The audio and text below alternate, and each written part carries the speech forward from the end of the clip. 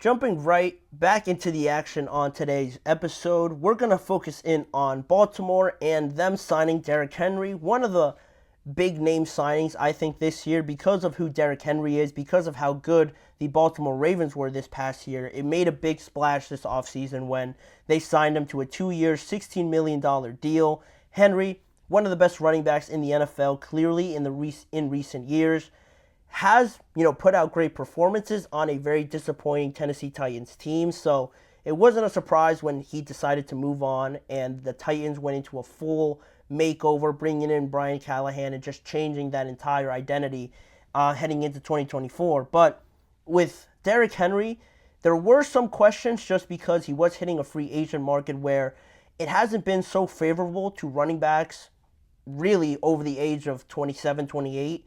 And now Derrick Henry has just recently turned 30 in January and is coming off one of the more shaky seasons in his standard from his levels of performances in 2023.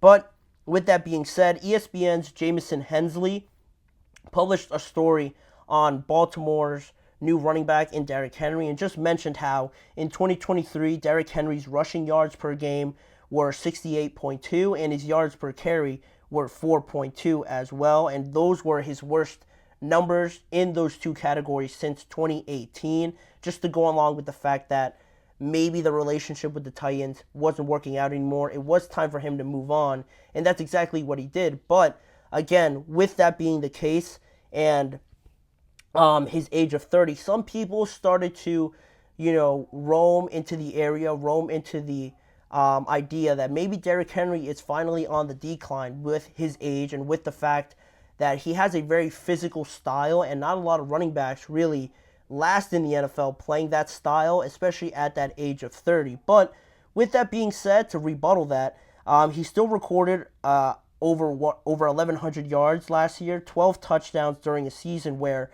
again, going back on that Tennessee Titans idea that maybe the rest of the team was just not up to standard. He had 106 rushes last year where he was contacted by the opposing defense behind or at the line of scrimmage. 106 times he was handed the ball. A defender touched him before he even reached the line of scrimmage or he was just at the line of scrimmage. And that's pretty telling, not about Derrick really, but just how hard he really had to work for those 1,100 yards. So, you get a little bit of good and a little bit of bad with Derrick, and I think that just makes this signing a bit more puzzling and a bit more confusing to work out just because you can point to the fact that he is older and that he might be declining, but also you point to the fact that the Titans weren't that good. Their offensive line wasn't one of the better ones. It was actually probably one of the worst ones in the NFL, and now you bring him over to Baltimore, and the offensive line in Baltimore compared to Tennessee, even though the Ravens lost players like John Simpson, Morgan Moses, and Zeitler on that offensive line, I still think that even with those departures, you could argue that that line is probably just as good or still better than what the Tennessee Titans were working with in 2023, and just the identity around that whole team. They had DeAndre Hopkins, but it was on a very short notice. He didn't really have enough time to really get integrated and make too much of a mark in Tennessee. You had a new quarterback coming in, and it just looked like the initial steps were being taken in Tennessee to rebuild that whole thing.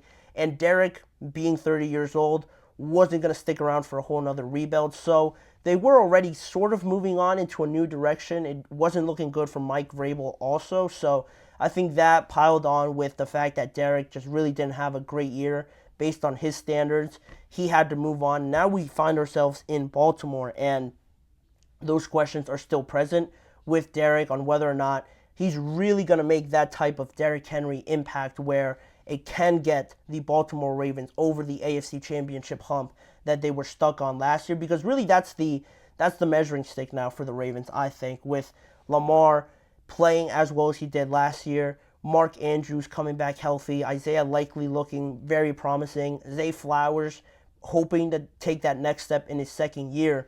You have a lot of exciting prospects. That defense is still pretty formidable, led by Roquan Smith. They lost some pieces, but I still expect them to be pretty solid.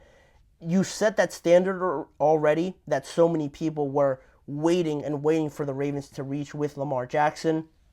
Now that you've gotten there, you bring in a guy like Derrick Henry, and you're going to be measured with getting back to the AFC Championship game, because not only the fact that you did it last year, but last year they were so dominant with the running game. A lot of people are just going to expect Derrick Henry to come in combination with Lamar Jackson and that read option. It's going to be a nightmare on paper for any team to stop it. But ESPN's Jameson Hensley, commented on the fact as to why the Ravens really felt that they had something going here with Derrick Henry despite his age. Hensley said that Baltimore believed that Derrick Henry has enough left in the tank to complement Lamar Jackson, not so much be a 1A or a 1B to Lamar Jackson, if that makes sense. So Derrick is coming in really just to amplify Lamar, not so much be a three-headed monster like the situation in Houston, to say, right? You have Tank Dell, Nico Collins, and Stephon Diggs, all able to be 1A, 1B, and 1C type of wide receivers, or a situation maybe, I'm trying to think in terms of running backs, maybe I guess the Steelers, just two running backs that could arguably be 1As on a lot of teams. That's not what the Ravens, according to ESPN's Jameson Hensley, that's not what the Ravens have too much in mind with Derrick. They really just want him to complement the game plan, the idea, the scheme around Lamar Jackson, with Lamar still being that focal point. For him to come in, complement Lamar, earn those hard-earned yards in first down, second down, and then make it a little bit easier for Lamar on third downs, maybe fourth downs, to run the ball, and just be in more comfortable situations to establish that run game early with Derrick, and just making it overall easier for Lamar, because I think it's a good strategy to implement now. It wasn't something that I was expecting. I was of the mindset that Derrick was coming in and being that guy to be that 1A to Lamar Jackson, because I think a lot of people by now have been expecting the Ravens to bring in a number one receiver for Lamar Jackson, somebody that he could throw the ball to, maybe get him to expand his limits, I guess, as a quarterback, for a lack of a better term, in the passing game, because that's the first thing you think of with Lamar is his running ability, not only because he does it better than everybody else, but just because the Ravens haven't found another passing option outside of Mark Andrews to really complement Lamar Jackson up until this point. And I think that's hopefully where it gets to at some point. Hopefully they bring in somebody to do that. But with Derrick Henry now coming in, they feel like they've found something to amplify this running game and amplify that part of Lamar Jackson's game, to where it's going to be good enough for them to get back to the AFC Championship game, ideally, if this plan does work out for them. And it's still curious just because Derrick is of that 30-year-old range, and again, that age right now scares off a lot of teams that are looking for young, new running backs to complement this new day and age of passing game, doing a lot more in that regard. And Derrick isn't the biggest pass catcher out of the backfield. He is capable of doing it, but that just wasn't his role in Tennessee. I'll be interested to see if they try to implement that more into his game in Baltimore to get more out of him. But again, at 30 years old, I had some doubts bringing it up now about the Ravens bringing him in at 30 years old to really try and get the best out of him and try to get him to take this offense to the next level. I have my questions if he could still do that, quite honestly, if he is capable of doing that, but the Ravens seem pretty confident in doing that. And also, just the fact that he's getting paid $8 million per year makes it easier for them to bring on a 30-year-old running back. But whether or not he's declining, I think injuries is one of the main reasons why people point to the age for running backs, but he hasn't been too injury prone at all, really, in the last few years, where you start to see more injuries pile up for running backs. So that's a great thing for the Ravens. And obviously, the main reason why I think the Ravens are comfortable with doing this is because of Lamar at the end of the day. Since being drafted in 2018, no other quarterback has rushed for more regular season yards than Lamar Jackson. So if Derrick Henry is only being brought in to complement and amplify that part of Lamar Jackson's game and not have to produce 1,200 yards, 1,300 yards from scrimmage or rushing, then I think you can get by with this strategy, just because I think Lamar has earned the benefit of the doubt of being one of those quarterbacks, like we just finished talking about, to amplify the rest of his team and make the rest of his team better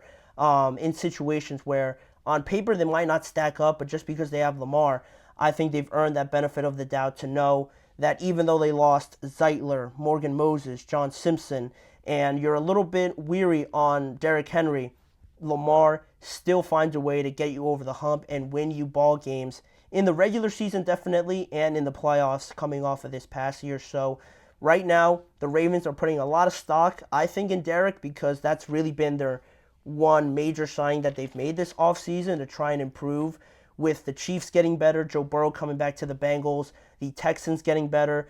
The Ravens haven't done too much, but just add Derrick Henry, and that was questionable, like we were just talking about. So the Ravens' belief in Lamar is going to be a big role in how he is complemented by Derrick Henry, and whether or not the Ravens are just good enough to exceed the narrative around the old running backs and them not being able to contribute to a team, a contending team in 2024. They have a good case on trying to beat that narrative, but I think the trial is still out on that. I'd have to see it before I truly believe that this team can get back there, because the AFC is just so tough. The AFC is so competitive, and it's only going to get better this year. So we're going to see where the Ravens go with this offense in 2024. But we're going to head to a quick break. We have two more topics to talk about on today's show. Some statements that were made, one by Cam Hayward. He revealed some of the pieces of advice that he gave to Russell Wilson that got him to sign with the Pittsburgh Steelers this offseason. And also, Nick Sirianni talked about some of the changes to expect from this Eagles team also heading into 2024. So stick around. We're going to get into both of those statements from Cam Hayward and Nick Sirianni when we return in just a few seconds.